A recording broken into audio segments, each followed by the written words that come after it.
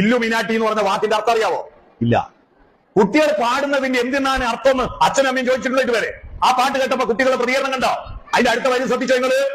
ഒരു ഇബിലീസും ഒരു കലിയും ഒരു ചെകുത്താനും ഒരു രാക്ഷസനും ചെയ്യാത്തൊരു കാര്യം ഞങ്ങൾ ചെയ്യുമെന്നാണ് കുട്ടികൾ പാടുന്നത്. എന്താ? തട്ട ചോര കൊണ്ട് ജ്യൂസ് അടിച്ച് സോഡാ സർബത്ത്.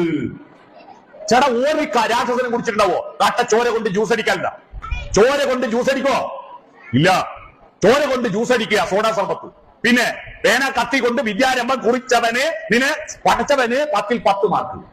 എന്താ പേന കത്തി കൊണ്ട് വിദ്യാരംഭം കുറിച്ച്? കത്തി എടുത്തിട്ട് വേറെ ആളെ പള്ളക്ക് കയറ്റിന്ന് അല്ലേ? ഇതാ കുട്ടികൾ പാടുന്നത്. എന്ത് തോന്നിയാസാണ് അത് കേട്ടിട്ട് കൂടെ തൊള്ളാൻ കുറെ കൊജ്ഞാനന്മാര്, അമ്മമാരും അച്ഛന്മാരും.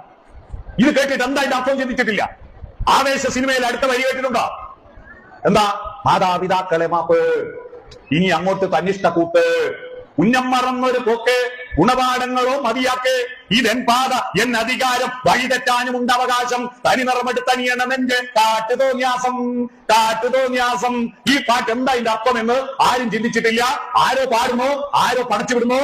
ഈ സിനിമ ഉണ്ടാക്കുന്ന ന്യൂജൻ സിനിമ നിർമ്മാതാക്കളിലെ അസൽ മയക്കുമരുന്നിന്റെ അടിമകളാണ് മഹാഭൂരിപക്ഷവും. വെള്ളടിച്ച് തെളിയുന്നവരാണ്, തോന്യാസം ചെയ്യുന്നവരാണ്. ഒരു നന്മയും ഒരു സന്ദേശവും സമൂഹത്തിന് കൊടുക്കാതെ ഈ കുട്ടികളുടെ ഈ ഒരു എനർജിയെ ഉപയോഗപ്പെടുത്തി പൈസ വാരാൻ വേണ്ടി ഉണ്ടാക്കുന്ന തട്ടിപ്പുകളാണ് ഇത്തരം സിനിമകളിൽ ഉണ്ടാവുന്നത്. ആ സിനിമകൾ കണ്ടിട്ട് നമ്മുടെ കുട്ടികൾ തുള്ളുന്നോ, നമ്മുടെ കുട്ടികൾ ആടുന്നോ, പാടുന്നോ, നന്മയുടെ ഒരു സന്ദേശവും കൊടുക്കുന്നില്ല.